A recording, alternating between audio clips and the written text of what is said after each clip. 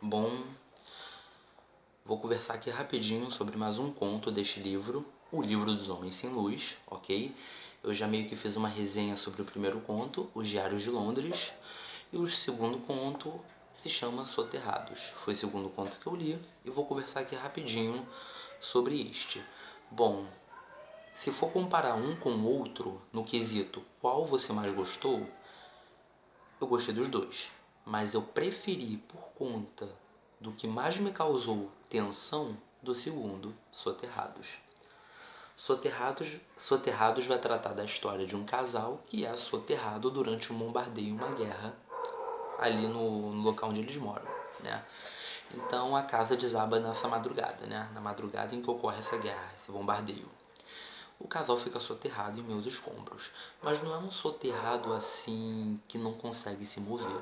É um soterrado em que eles conseguem se locomover, mas não conseguem sair do lugar, do local. Bom, a partir daí a gente acompanha a agonia desse casal, né? Especialmente a agonia da Helena em ver o marido, o Joseph. Né? O Joseph enlouquecer aos poucos, né? Eles comem, eles bebem água, mas com muita escassez, com muita dificuldade. Eles ficam aguardando ali o tempo todo o resgate vir. Alguém descobrir que eles estão vivos e vir resgatá-los, né? E nesse meio tempo, eles precisam fazer as necessidades fisiológicas, né? Então imagina, você fazendo ali tanto urinando quanto defecando, né? Vamos botar assim entre aspas, o tempo todo, o tempo que o seu corpo pedir. Imagina o cheiro. O cheiro que eles tiveram que enfrentar ali, o tempo inteiro, né? O cheiro. Bom, o Joseph, né? Durante esse tempo em que eles ficaram ali, ele começou a delirar, ele começou a ter febre, ele começou a ter pesadelos. A Helena foi acompanhando aqueles momentos de agonia do marido. Então se passava o tempo todo na cabeça dela se eles conseguiriam sair dali. Ele também passava por essa agonia, porque ele não sabia se eles conseguiriam se salvar. Então, enfim, o estopim para o enlouquecimento do Joseph foi quando a Helena confessou a ele que estava grávida. A Helena confessou ao Joseph que estava grávida. Aquilo ali foi o estopim para ele, né? Ele já não sabia se iriam sair dali, se iriam sobreviver. E ela ainda confessa que tinha uma terceira vida ali, né? Com eles. Neste mesmo dia, ele tem uma febre muito alta, ele começa a ter pesadelos, ele começa a delirar, ele começa a ficar violento, ele começa a ter atitudes que não condizem com as características pessoais dele.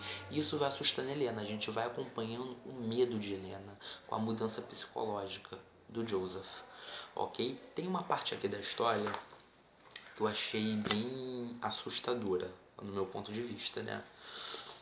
Eu vou ler aqui rapidinho para vocês. Helena dormitava quando o tremor cessou. Estava deitada com a metade superior do corpo apoiada sobre o primeiro degrau das escadas. Queria estar perto de Joseph, mas o colchão era demasiado pequeno para os dois, e o chão em redor estava demasiado sujo para que se conseguisse deitar nele. Abriu os olhos e viu aquilo a que já se habituara, uma escuridão enorme, vasta, sem contornos. De joelhos e mãos no chão, foi tateando o caminho em direção a Joseph, mas falhou ao tentar a diagonal do quarto, porque o colchão quase lhe passava ao lado da mão direita. Então era escuridão total. A Helena tinha que ficar tateando as coisas, né, para poder encontrar o local que ela quisesse ir, especialmente para encontrar o marido, que a essa altura ele já estava debilitado psicologicamente, mais debilitado do que fisicamente.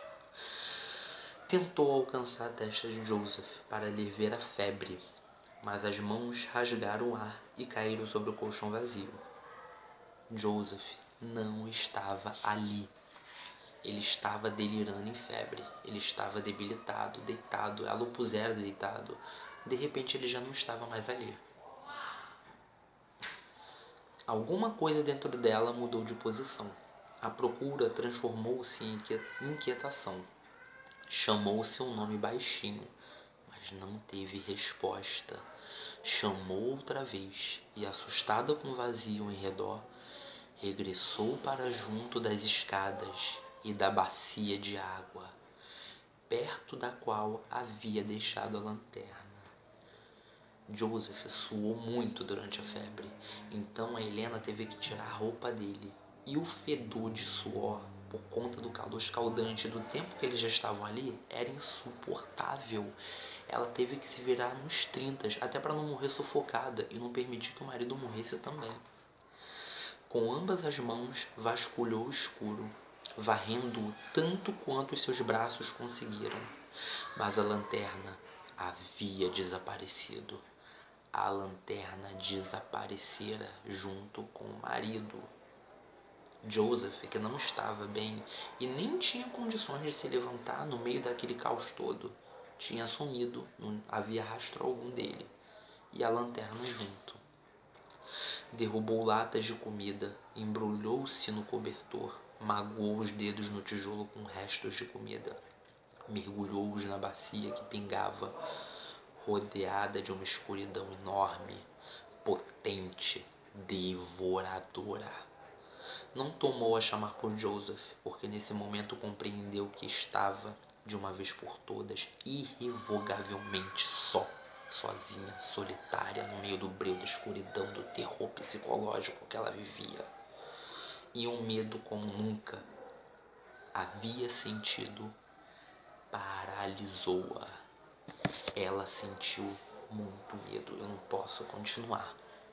Não posso continuar. Helena passou um terror, um horror psicológico muito grande. Porque o marido, que sempre foi uma pessoa calma, uma pessoa tranquila, uma pessoa bondosa, pelo menos foi o que o autor conseguiu passar pra gente quando narrou um momento lá do passado do Joseph, ele se transformara. E nós como leitores ficamos na expectativa, será que ela vai sair viva? Será que ela vai sobreviver? Será que ele enlouqueceu? Será que ele não é nada daquilo? Entendeu?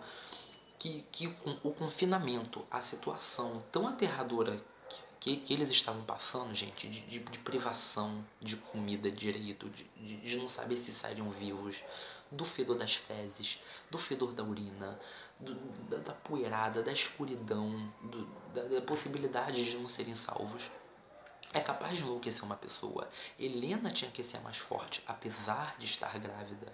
Apesar de ver o marido enlouquecer com uma notícia que deveria ser maravilhosa para ele, mesmo em meio àquela situação, né? E não foi bem assim que aconteceu. Então, durante a narrativa, o autor ele vai voltar ao passado do Joseph através do narrador, que você só vai descobrir lendo, que eu não vou contar aqui quem é esse narrador. Bom, teve um momento, numa noite chuvosa, em que Joseph estava num bar e dois homens adentraram esse bar. E os dois homens começaram a discutir, até que um deles pegou uma xícara e quebrou na cabeça do outro, que desmaiara. Ninguém socorreu esse homem, ninguém. Você vê o egoísmo humano, né? Um egoísmo muito grande das pessoas. Ninguém socorreu o cara. Joseph ficou olhando lá, aquele cara desmaiado com a cabeça sangrando, e alguém tinha que fazer alguma coisa. Então aí que você vê o coração das pessoas. O coração de Joseph é esse. Então meio que se distancia daquele Joseph que estava lá entre aqueles escombros, né? Meio que com uma figura fantasmagórica aterrorizando a mulher, né? Ele ajudou esse rapaz a sair do bar. Ele pegou o rapaz ali nos braços, conseguiu carregar para fora, mas não conseguiu ajuda, estava chovendo muito. Tudo, enfim, já estava deserto, as pessoas do bar já tinham se dispersado, ignorando totalmente aquela cena. Então Joseph mostrou